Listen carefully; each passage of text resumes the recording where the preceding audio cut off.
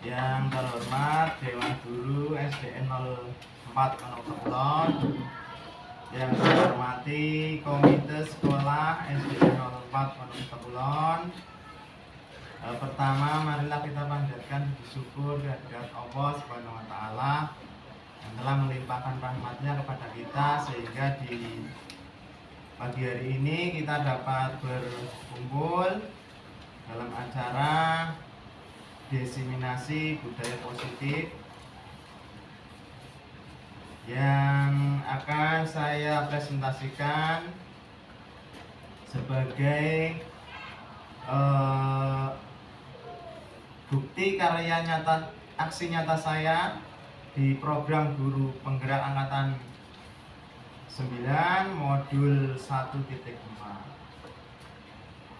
Pertama, marilah kita panjatkan puji syukur kehadirat Allah yang telah melimpahkan rahmatnya kepada kita, sehingga kita dapat berkumpul di ruangan ini tanpa halangan apapun.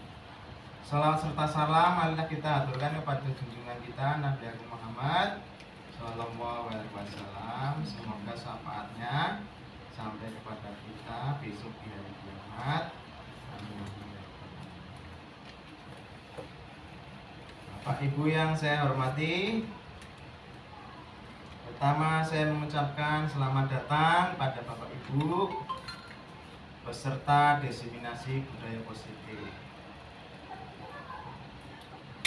Kita akan berbagi pemahaman tentang dan pengalaman tentang penerapan budaya positif di sekolah. Perlu Bapak Ibu ketahui, sebelum kita melakukan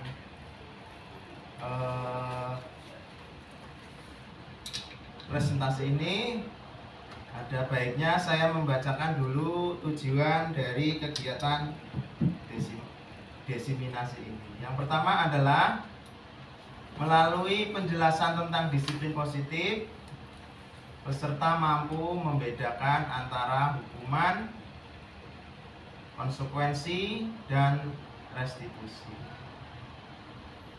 Yang kedua, tujuannya adalah melalui diskusi dan pemberian contoh, peserta dapat mengimplementasikan dan membuat keyakinan kelas di kelas masing-masing. Dengan yang ketiga, tujuannya adalah melalui video penyelesaian kasus menggunakan segitiga restitusi, peserta dapat mempraktikannya di sekolah. Itu tujuan dari kegiatan diseminasi ini. Berikutnya adalah konsep budaya positif. Yang pertama, perubahan paradigma belajar. Yang kedua, disiplin positif. Yang ketiga, motivasi perilaku manusia. Yang keempat, kebutuhan dasar manusia.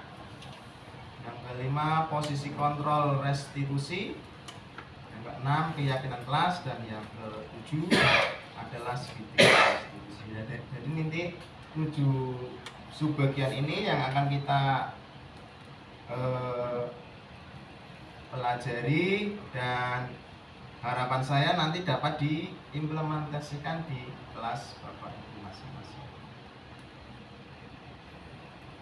Yang pertama adalah pembelajaran dengan paradigma baru.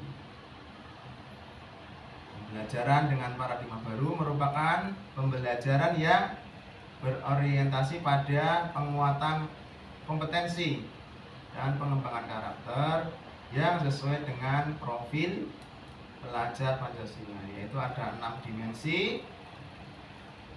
Nomor 1 adalah beriman, bertakwa kepada Tuhan Yang Maha Esa, dan berakhlak mulia. Yang kedua, berkebinekaan global. Yang ketiga, bergotong royong. Yang keempat, kreatif. Yang kelima, bernalar kritis. Dan yang keenam adalah mandiri.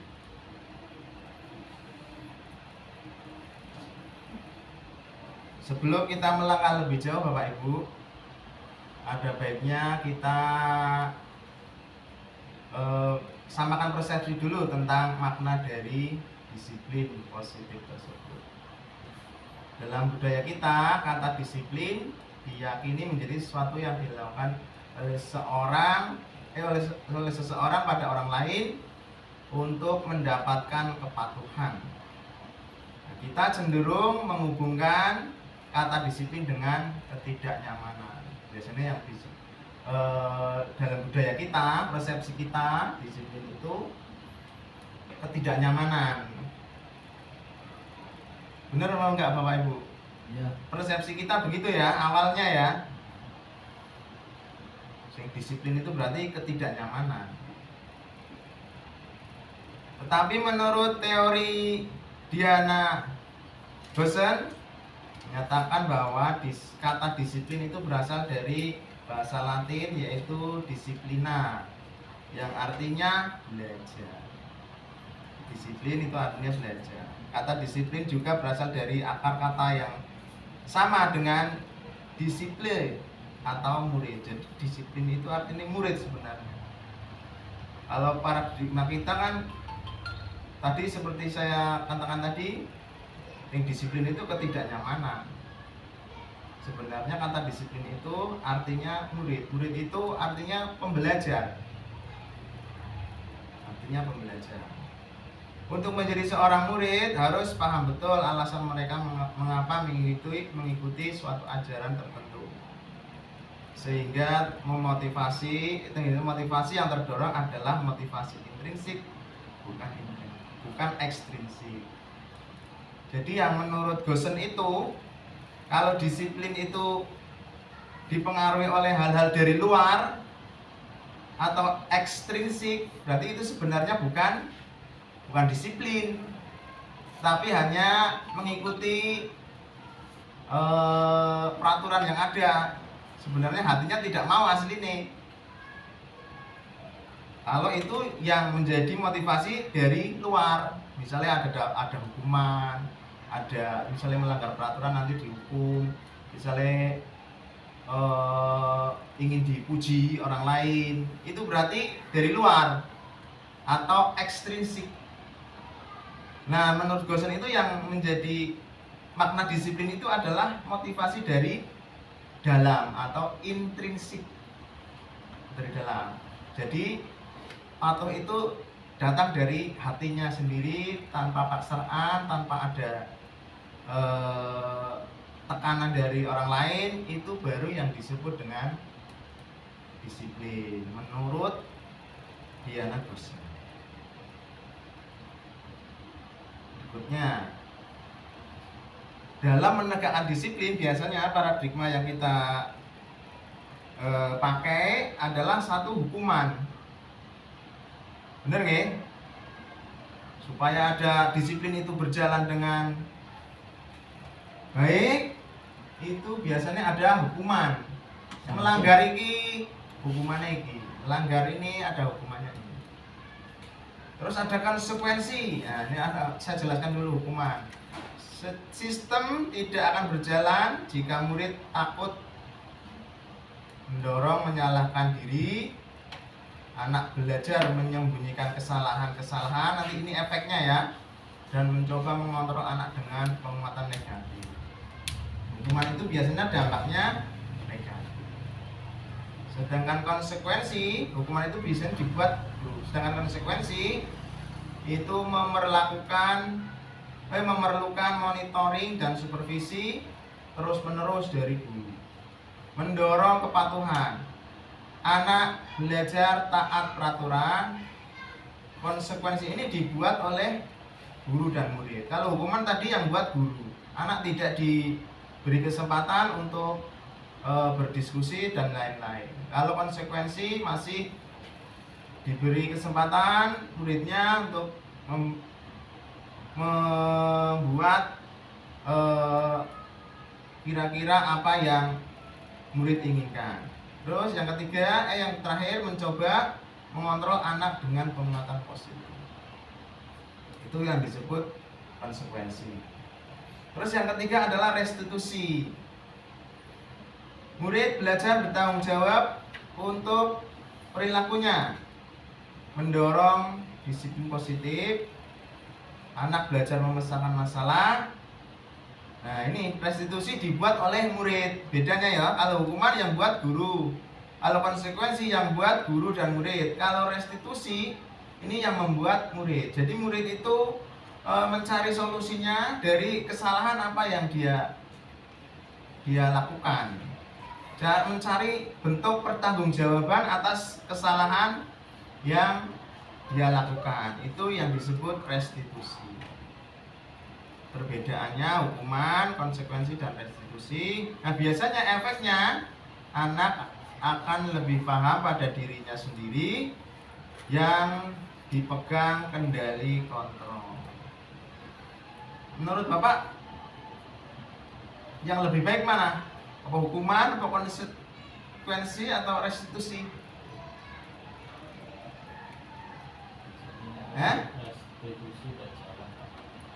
Menurut jenengan yang mana? Yang hukuman, konsekuensi, atau restitusi? Restitusi. Secara teori restitusi lebih baik, secara teori. Tetapi prakteknya ada sekolah-sekolah yang harus menegakkan hukuman, seperti sekolah taruna misalnya.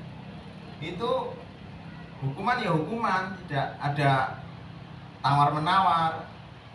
Jadi ini semua ada baik dan ada kelebihan dan ada kekurangannya masing-masing.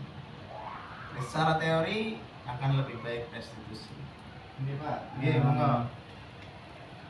Sementara ini sampai sekarang itu di dalam kelas kan ada itu, misalnya ada anak ada waktu piket, terus dia tidak piket, terus dari kesepakatan siswa itu kalau yang tidak piket tidak membersihkan ruang kelas maupun depan kelas halaman, itu nanti konsekuensinya dipungut, itu di denda untuk kebersihan 1000. Itu termasuk restitusi atau konsekuensi atau hukuman. Jadi tadi ada sebuah kasus di kelasnya Pak Rohim, ada anak tidak piket.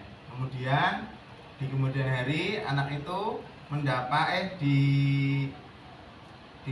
dihukum apa istilahnya ya? Itu kesepakatan. Berarti ini yang membuat guru dan murid kesepakatan itu ya?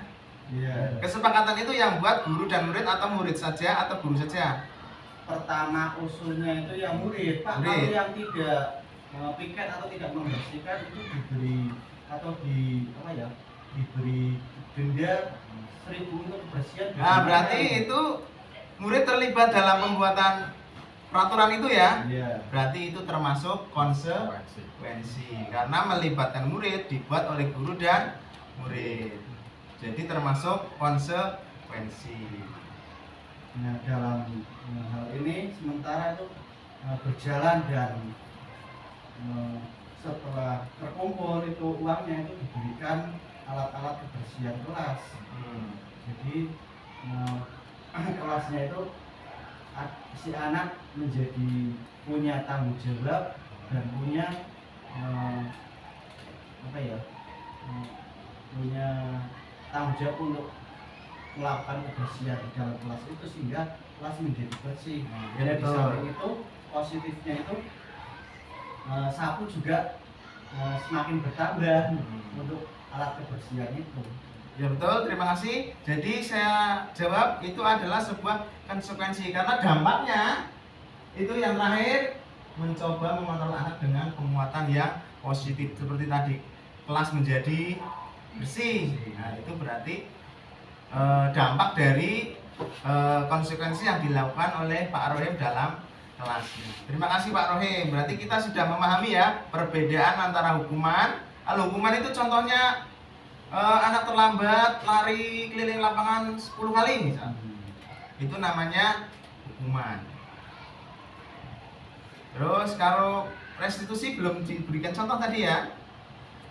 Ada kasus di dalam kelas mungkin bisa diceritakan, nanti kita golongkan itu termasuk hukuman, konsekuensi atau restitusi. Saya tuh Ada beberapa contoh ini. Mencatat 100 kali dalam buku kalimat.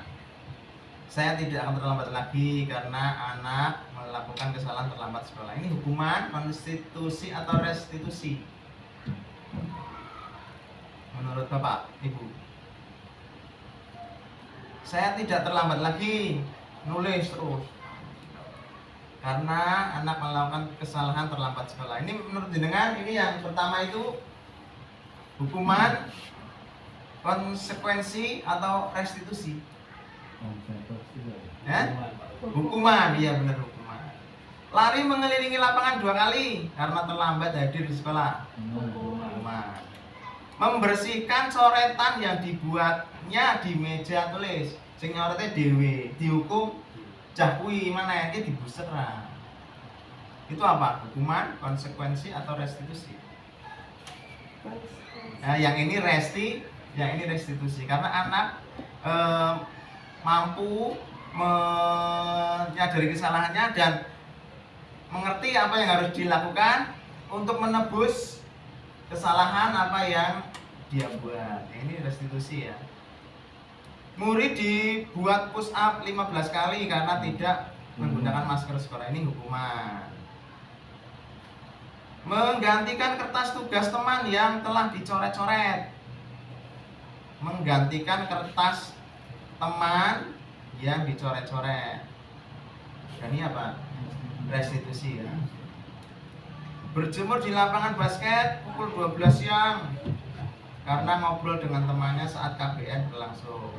Hukuman. Nah, jadi secara tidak langsung Bapak Ibu sudah mengerti perbedaan antara hukuman, restitusi dan konsekuensi. Balik tadi ya. Hukuman, konsekuensi dan restitusi.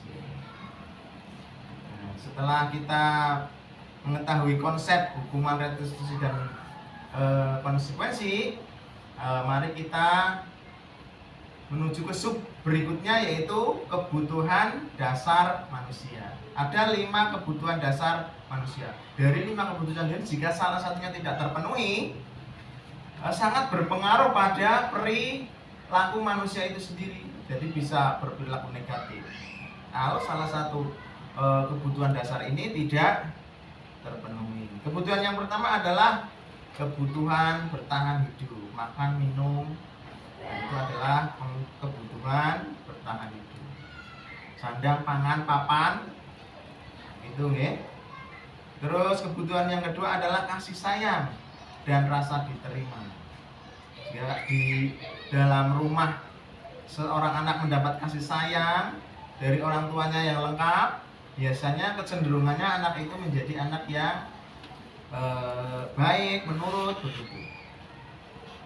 Terus kebutuhan yang ketiga adalah penguasaan atau power, penguasaan atau power. Semua anak itu butuh kekuatan ya, butuh penguasaan untuk menguasai lingkungannya, seperti secara alamiah begitu. Seperti hewan juga sama ya. Seperti hewan juga punya wilayah kekuasaan. Misalnya ada binatang lain masuk wilayahnya, biasanya terjadi pertengkaran atau apa. Terus kebutuhan berikutnya adalah kebebasan. Dan kebutuhan yang kelima adalah kesenangan. Itu kebutuhan dasar manusia. Terus sub berikutnya adalah motivasi perilaku manusia. Manusia melakukan perilaku itu ada motivasinya. Menurut Diana Gossen, ada 3 motivasi yang mendasari perilaku manusia. Yang pertama adalah untuk menghindari ketidaknyamanan. Seperti tadi, hukuman untuk menghindari ketidaknyamanan. Misalnya orang itu disuruh disiplin, itu dia patuh, itu hanya untuk menghindari hukuman atau menghindari ketidaknyamanan. Terus motivasi yang kedua adalah untuk mendapatkan imbalan atau penghargaan dari orang lain. Itu alamiahnya seperti itu. manusia itu berperilaku itu dasar-dasarnya itu, motivasinya itu. Yang pertama untuk menghindari hukuman atau ketidaknyamanan, yang kedua ingin mendapatkan imbalan atau penghargaan dari orang lain. Nah, yang ketiga ini ingin menjadi seorang yang mereka inginkan dan menghargai dirinya sendiri dengan nilai-nilai yang mereka percaya. Dan 1 dan 2 ini seperti saya tadi katakan, motivasi 1 dan 2 ini muncul dari luar atau ekstrinsik. Muncul dari luar, ekstrinsik. Terus yang ketiga ini baru yang muncul dari dalam atau intrinsik. Menurut teori yang paling benar adalah benar adalah ini yang nomor 3. Jadi manusia itu berperilaku positif itu ingin menjadi orang yang mereka inginkan dan menghargai dirinya sendiri dengan nilai-nilai yang mereka percaya. Ini datang dari dalam diri seseorang, tidak terpengaruh oleh pengaruh dari luar atau ekstrinsik. Nah, nanti orang-orang yang memiliki motivasi perilaku yang nomor 3 ini yang baru menurut Diana Goshen adalah yang baru memahami apa arti dari disiplin. Selanjutnya Bapak Ibu, kita itu kadang dihukum oleh penghargaan. Jadi penghargaan itu kadang kita memberi hukuman dan penghargaan. Hukuman biasanya berdampak negatif. Penghargaan pun juga ada dampak negatifnya. Tidak selalu nek dihargai itu akan berdampak positif. Misalnya anak tidak mengerjakan PR, terus bapak ibu gurunya tidak menghukum, tetapi hanya memberi ya wes dikerjain nang ini rapopo. Esok maning diulangi lagi seperti itu. Diulangi lagi, alasannya enggak apa-apa, paling bapak ibu guru ora jengkel. Itu kan berarti dihukum oleh penghargaan. Saat kita berulang kali menjanjikan hadiah kepada anak-anak agar berlaku bertanggung jawab, atau kepada seorang murid agar mempelajari sesuatu yang baru, atau kepada seorang karyawan agar melakukan pekerjaan berkualitas, kita sedang berasumsi bahwa mereka itu tidak dapat melakukannya atau mereka tidak akan memilih melakukannya. Itu menurut Alfie Kohn.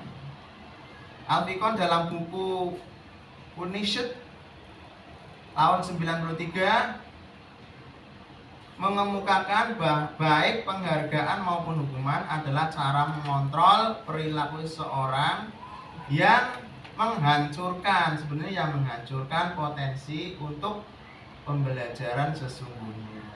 Menurut Kohn, secara ideal tindakan belajar itu sendiri adalah penghargaan sesungguhnya. Sesungguhnya yang disebut penghargaan itu adalah proses belajarnya itu. Itu menurut Alfie Kohn. Teori Alfie Kohn mengenai penghargaan. Penghargaan efektif jika kita menginginkan seseorang berperilaku sesuatu yang inginkan dalam jangka waktu pendek. Jangka waktu pendek boleh itu penghargaan. Ojo kesuwen. Dihargai terus nanti akhirnya ketergantungan.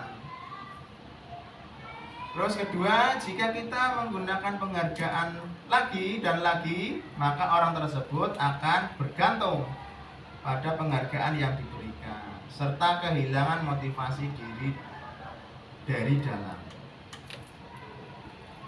Terus penghargaan menghukum mereka yang tidak mendapat penghargaan. Penghargaan itu dapat menghukum orang lain yang tidak mendapat penghargaan. Misalnya, nah ini disebutkan sistem ranking. Anak yang ranking 1 mendapat penghargaan, berarti anak yang nomor 2, nomor 3 ini seperti dihukum. Kalau kita melihat sepak bola, final sepak bola, juara 1 menang, juara 2 menangis, seperti dihukum, menyesal seumur hidup, padahal sudah juara 2. Itu termasuk dari penghargaan yang menghukum. Terus memberikan penghargaan dan hukuman ada hal yang sama, karena keduanya mencoba mengendalikan perilaku seseorang. Sebenarnya penghargaan dan hukuman itu sebuah tindakan yang sama, karena dapat mengontrol dari perilaku seseorang. Itu menurut teori Alfie Kohn. Nah, saya sediakan sebuah kasus. Nanti kita diskusikan kasus ini. Apakah sebuah restitusi, hukuman atau konsekuensi. Ibu Ani guru kelas 1 di SD Sukamaju sedang bingung menghadapi ulah salah satu murid di kelasnya. Doni namanya. Beberapa anak di kelas 1 telah datang kepadanya dan mengeluhkan Doni sering minta bekal makan siang mereka dengan paksa. Jika Anda menghadapi situasi seperti ini, apa yang akan Anda lakukan? Menurut Anda kira-kira apa alasan Doni melakukan itu? Sekilas sudah mengerti ya, kebutuhan itu Doni itu minta apa itu? Minta makanan. Ada 5 kebutuhan dasar manusia tadi ya.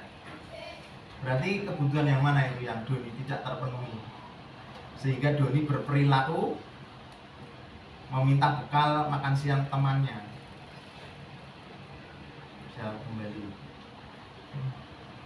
Nah, ini kebutuhan bertahan hidup, yaitu mungkin lapar. Terus kasus 2,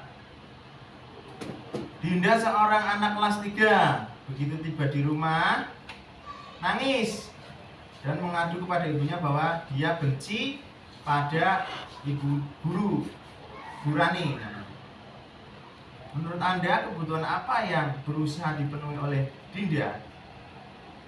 Jika Dinda jawabannya pada saat ditanya orang tuanya, bila Anda berada dalam posisi Ibu Rani dan mendengar informasi dari ibunya Dinda tentang perasaan Dinda hari itu, apa yang akan Anda lakukan pada Dinda besok ketika Dinda masuk sekolah agar kebutuhan Dinda terpenuhi? Menurut Bapak Ibu, kebutuhan apa sih yang Dinda tidak terpenuhi sehingga dia membenci gurunya, Bu Rani?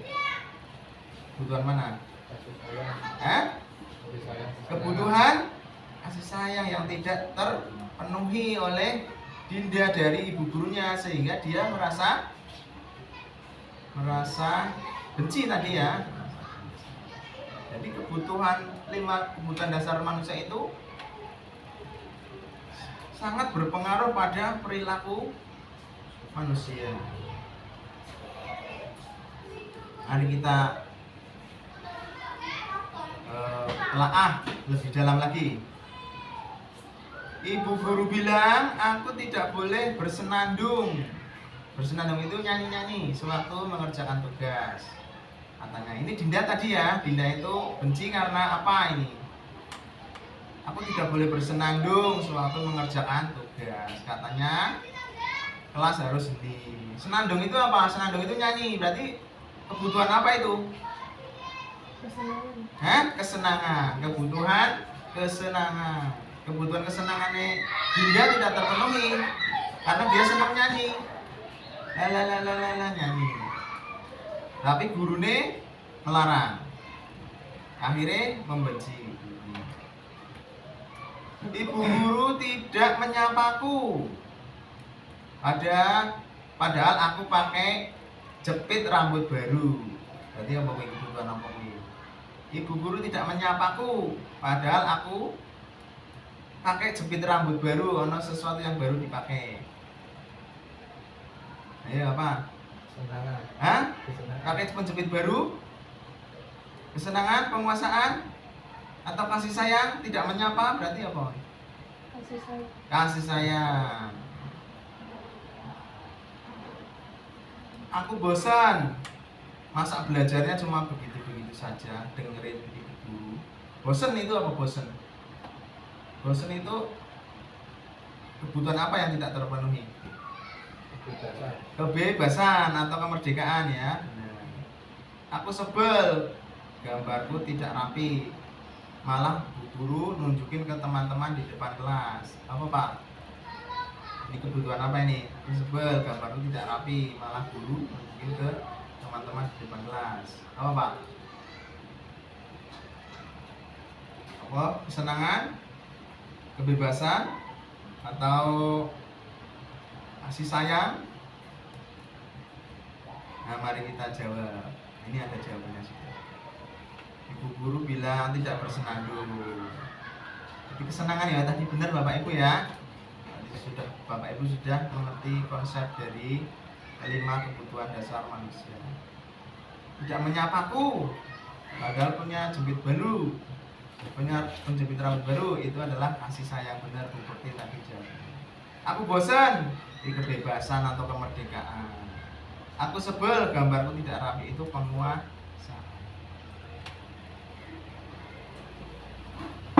Selanjutnya Bapak Ibu, mungkin agak bosan apa ya?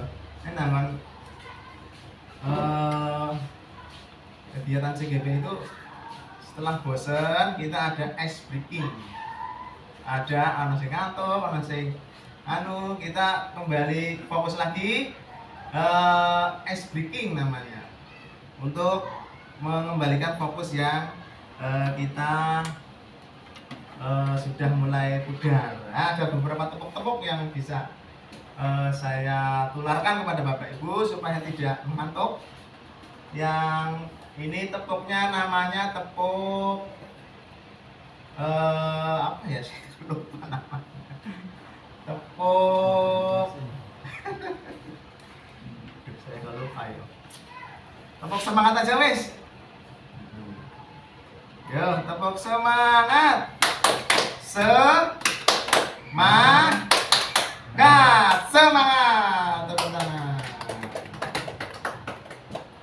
Terima kasih sudah mengikuti presentasi yang saya sampaikan. Mungkin agak membosankan Bapak Ibu ya. Nanti kita lanjut ke sesi tanya jawab supaya diskusi ini lebih berjalan dengan baik. Sebagai Bapak dan Ibu guru, sebaiknya kita itu memahami posisi kita dalam pada saat terjadi suatu masalah di kelas atau terjadi kasus di sekolah. Sebaiknya itu kita mampu memposisikan diri pada posisi-posisi kontrol restitusi yang akan saya jabarkan ini, supaya kita bisa memposisikan pada posisi kontrol ini. Kita lebih baik memahami dulu makna-makna dari posisi kontrol tersebut. Posisi kontrol yang pertama adalah penghukum. Ini penghukum. Jadi gurune ora takon apa-apa, wis sing penting telat. Hukum mlayu lapangan peng. Tidak ditanya alasannya apa, tidak ditanya apa-apa, langsung hukum. Itu namanya penghukum. Posisi Anda berarti tadi berada di posisi penghukum. Yang kedua, pembuat merasa bersalah. Jadi anak itu diajak ngobrol, kowe mangkate telat, apa orang melas ibumu sing wis nyangoni kowe, sing wis gedheke kowe. Lah itu kan membuat anak itu merasa bersalah. Itu posisi kontrol berikutnya. Yang berikutnya adalah teman. Jadi posisi kontrol ini memperlakukan Anda seperti teman dari peserta didik Anda. Memperlakukan Bapak Ibu seperti teman pada anak yang melakukan kesalahan atau perbuatan yang melanggar. Terus posisi berikutnya adalah pemantau. Pemantau itu hanya membuat catatan-catatan tentang anak tersebut. Catat kayak senengnya iki, kayak senengnya iki, kayak senengnya iki, kayak melanggar iki. Itu hanya pemantau. Terus yang terakhir adalah manajer. Manajer itu nanti memposisikan diri dengan menstabilkan identitas, terus menanyakan keyakinan kelas yang dibuat, dan meminta anak itu membuat pertanggungjawaban atas kesalahan yang dia perbuat. Itu disebut posisi manajer.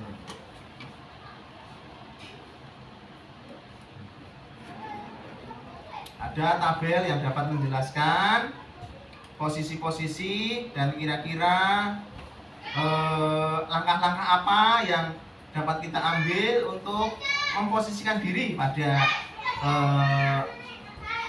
posisi kontrol tersebut.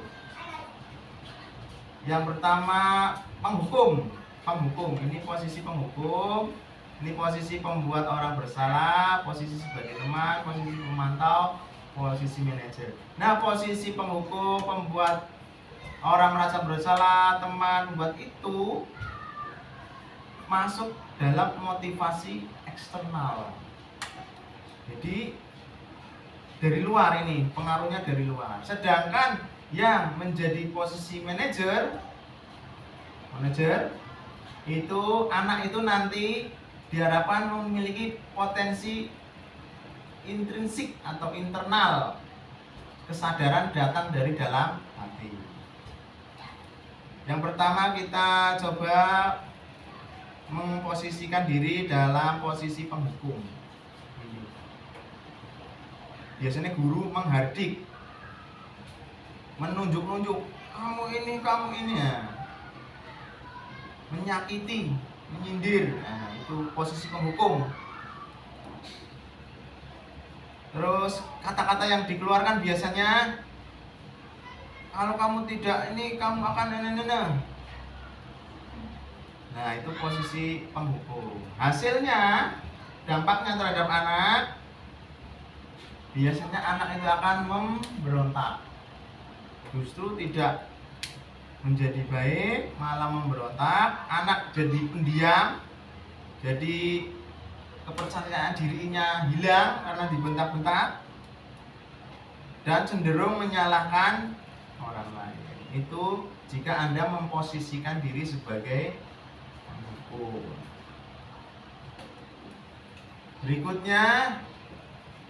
Posisi berikutnya adalah pembuat orang merasa bersalah.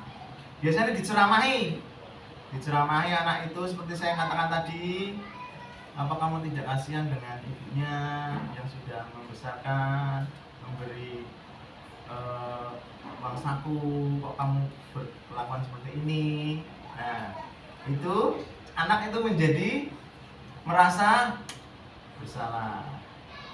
Itu sama-sama posisi kontrol ya Bapak Ibu ya, dalam mengontrol orang lain. Kalau kita guru ya mengontrol muridnya. Guru berkata, biasanya yang dikatakan guru, kamu sudah mengecewakan bapak atau ibu atau bapak. Nah, biasanya nek disentuh ibunya, anak-anak itu kan menjadi tersentuh hatinya dan merasa kesalahannya itu sangat besar. Jadi nanti ada penyesalan misalnya. Dampaknya pada anak, menyembunyikan, menyangkal, dan berbohong. Biasanya ini disembunyikan ini, apa itu? Alasan-alasannya itu disembunyikan, menyangkal dan berbohong. Ini suka berbohong. Terus posisi yang ketiga adalah sebagai teman. Guru membuatkan alasan-alasan untuk murid-muridnya. Guru berkata, lakukan untuk bapak atau ibu. Ya udah, nanti bapak ibu bereskan. Itu memposisikan kita sebagai teman dari anak tersebut. Nah, akibatnya atau dampaknya pada anak itu menjadi ketergantungan. Orang garap PR ya wis ora apa-apa kok digarap ngono. Ngesuk maning orang garap PR ya wis ora apa-apa. Itu sebenarnya motivasi dari luar. Anak menjadi ketergantungan. Terus posisi yang berikutnya adalah pemantau. Menghitung dan mengukur apa peraturannya, apa kondisinya, sanksinya apa, nah yang terjadi apa. Itu hanya posisi pemantau atau menulis data saja. Terus hasilnya anak akan patuh atau menyesuaikan bila ada pengawas atau pemantau ini. Ada guru BP, anak-anak pondok tertib. Nah, orang guru BP nih atau guru yang ditakuti di sekolah biasanya nyeleweng lagi. Nah, posisi yang terakhir adalah manajer. Nah, diharapkan ini anak mampu menghasilkan motivasi yang datang dari dalam diri anak tersebut. Biasanya guru mengajukan pertanyaan-pertanyaan. Pertanyaannya, alasannya opo kok melakukan kesalahan itu? Tentu saja ada alasannya. Terus berbuat salah itu manusiawi. Tidak ada manusia yang sempurna. Setiap manusia pasti melakukan kesalahan. Itu manajer lebih memanusiakan manusia. Terus pertanyaan berikutnya, apa kamu mengetahui keyakinan kelas atau peraturan kelas yang kita yakini bersama? Nah, kalau yang kamu lakukan itu melanggar peraturan atau keyakinan kelas atau tidak? Kalau iya, mana yang kamu langgar? Terus apa yang dapat kamu lakukan untuk menebus kesalahan kamu atau mempertanggungjawabkan kesalahan kamu? Itu posisi manajer. Dan nanti anak menjawab, saya akan misalnya tidak terlambat, saya akan bangun lebih pagi, tidak main HP sampai malam. Nah, itu yang diharapkan seperti itu. Hasilnya menguatkan watak atau karakter. Ini yang posisi kontrol yang kelima sebagai manajer. Diharapkan Bapak Ibu mampu memposisikan diri sebagai manajer dalam menangani beberapa kasus yang muncul ada anak-anak kita.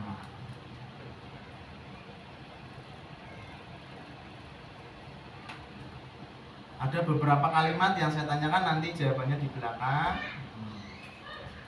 supaya Bapak Ibu mengerti perbedaan posisi penghukum, posisi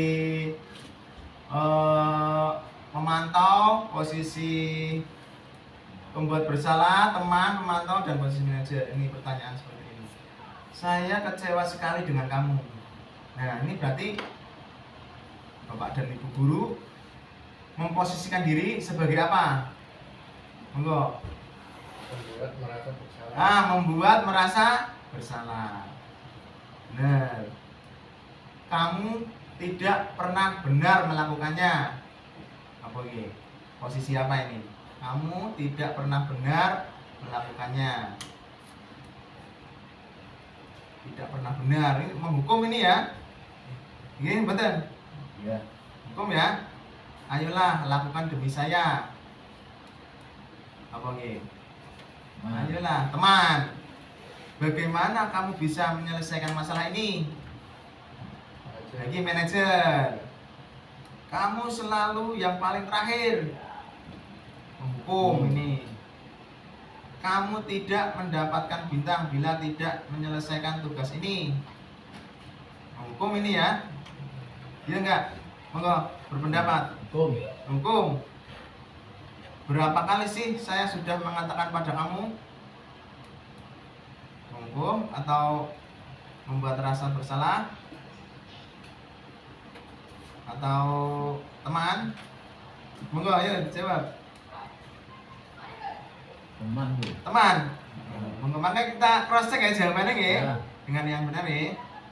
Ingat bukan apa yang telah saya lakukan pada kamu. Teman. Nanti kita cross check. Kamu tidak pernah berhasil dalam kehidupan ini. Membuat merasa bersalah. Merasa bersalah? Ya. Nanti kita cross check lagi. Apa rencanamu untuk menyelesaikan ini? Manajer. Nah, kita jawab ini. Apa Bapak Ibu tadi menjawab dengan benar? Kalau benar berarti Bapak Ibu sudah memahami posisi kontrol. Ada 5 posisi kontrol yang bisa Bapak Ibu terapkan dalam menangani kasus-kasus yang ada di kelas Bapak dan Ibu. Saya kecewa sekali dengan kamu, membuat merasa bersalah. Kamu tidak pernah benar melakukannya. Penghukum. Ayolah demi saya, ya teman. Bagaimana kamu bisa menyelesaikan masalah ini? Manajer. Kamu selalu yang paling terakhir. Penghukum. Kamu tidak mendapatkan bintang bila tidak menyelesaikan tugas ini. Oh, ini pemantau. Tadi yang bingung ini nomor 6 tadi ya. Pemantau. Berapa kali sih saya sudah mengatakan ini pada kamu? Membuat merasa bersalah. Ingat bukan apa yang telah saya lakukan pada kamu? Teman. Kamu tidak akan pernah berhasil dalam kehidupan ini. Penghukum. Apa rencanamu untuk menyelesaikan ini? Manajer. Di posisi manajer yang diharapkan dapat diposisikan Bapak Ibu dalam menghadapi sebuah kasus yang ada pada kelas Bapak Ibu. Berikutnya adalah keyakinan kelas. Keyakinan kelas itu bukan peraturan kelas.